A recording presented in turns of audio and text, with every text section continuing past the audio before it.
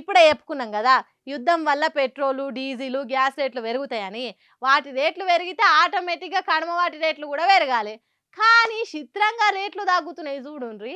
ఊరందరిది ఒక ధర అయితే ఉలిపి కట్టేది ఇంకో ధర అన్నట్టు అయింది. కోడిగుడ్లు, అరటిపండ్ల ధరలు 6-9 రూపాయల దాకా ధర వాళ్ళకే కోడిగుడ్డు ధర ఇవాళ 3 రూపాయలకు దిగొచ్చిందంటే అమాంతం ఏకంగా 2 రేట్లు కింద పడ్డది ధర.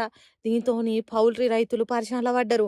అటు 50-60 రూపాయలుండే అరటి పండ్ల ధర 10 రూపాయలకు పడిపోవుడుతోని అరటి రైతులు ఏం చేయాలనో తెలియకనే తిగోకుంటున్నారట. మరి ఎందుకు ఇట్లా అవుతున్నదంటే, బయట దేశాల నుంచి రావాల్సిన వస్తువులు రాక ఆ వస్తువుల రేట్లు పెరిగితే మన దేశం నుంచి వేరే దేశానికి అమ్మేటి ఇక్కడనే ఆగిపోతున్నాయి. వస్తువులు ఎక్కువ కొనేటోళ్ళు తక్కువ ఉంటే ఏమవుతుందో గదే అవుతున్నది.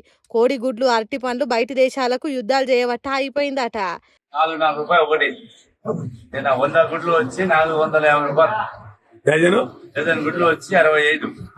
గతంలో 80 రూపాయలు ఉండే. ఒక గుడ్డు 6 రూపాయలు ఉండే. 100 గుడ్లు వచ్చి 640 రూపాయలు ఉండే. పూర్తి తగ్గిపోయినాయి. ఏం కారణం ఏమి తగ్గడానికి? సమ్మర్ ఎండాకాలము, అందులో ఎక్స్పోర్ట్ ఏం లేదంటున్నారు. దానివల్ల తగ్గడం జరిగింది. ఆగో గదే తిప్పలైతున్నదట. రోజులు ఇట్లనే ఉంటే వెనకటి తిరగ రూపాయికి ఒక గుడ్డ అమ్ముకునే రోజులు వచ్చేటట్టున్నాయని బాధపడుతున్నారు పౌల్ట్రీ రైతులు. ఆ యుద్ధాలు ఏందో వాటి ఎఫెక్ట్ మన రైతుల మీద పడేమో కానీ ప్రపంచం అంతా అతలాకుతలమవుతున్నది ఈ యుద్ధాలు చేయబట్టి.